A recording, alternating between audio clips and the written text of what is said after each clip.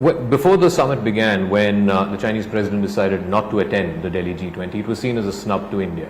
But do you believe, with what has been achieved in the last 2 days, over Saturday and Sunday over the Delhi G20 summit, not just India but other countries in the G20 have shown to China that if China does not want to be part of that room at the highest level, then it's China's loss, it's not the rest of the world's loss? Look, again, it's honestly not for us to say who will go at what level to which meeting. That's a national choice. It's a national choice and we must respect that. In terms of what happened in Delhi, I would say, look, China was an important player and finally at the crucial moment, China was contributive to what was overall consensus. So it was not that therefore they were not part of the conversation. They were very much in the conversations. They were very much in the negotiations. So I mean, the G20 at the end of the day was 20.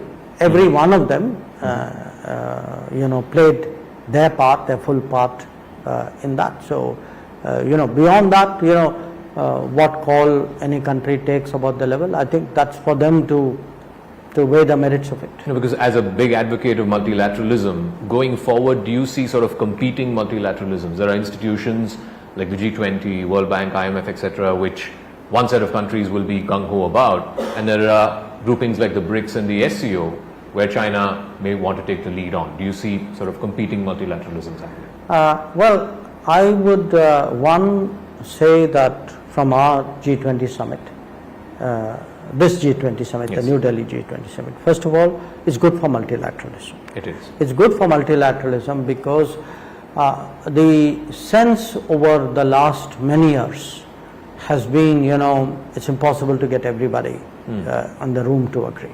Yeah. Okay. There's been actually a cynicism almost verging on, nobody even tries hard as a result. Okay. I think we reversed that. For me, one very powerful takeaway was people leaving Delhi, the other 19 delegations would leave with that sense that, look guys, we actually got a common landing point. Yes, nobody would have said we got 100% of what we wanted, but that's always the case with a multilateral outcome, but that we got a landing point, that we were able to agree on core issues, and we did not allow differences, because there are differences. I mean, let's not pretend that there are none. That even though there are very deep differences on some issues, we had the wisdom and the foresight to come together on the issues on which we would agree. But the other part which you mentioned about BRICS, I want you to really reflect on what you yourself said. Please don't think that BRICS is something which is led by one member of the BRICS. BRICS has 5 members. Sure. Let me tell you, each of the 5 weighs in forcefully, actively, productively on what happens in the BRICS. We've just come out of a BRICS summit. There is a sort of a Western narrative which would ascribe to BRICS a certain kind of national ownership. I think it does a disservice to all the rest of us. This may be a kind of a polemic between China and the West, but I don't think it's a true picture, and I don't think, frankly, it's very helpful to actually understand what is happening in the BRICS either.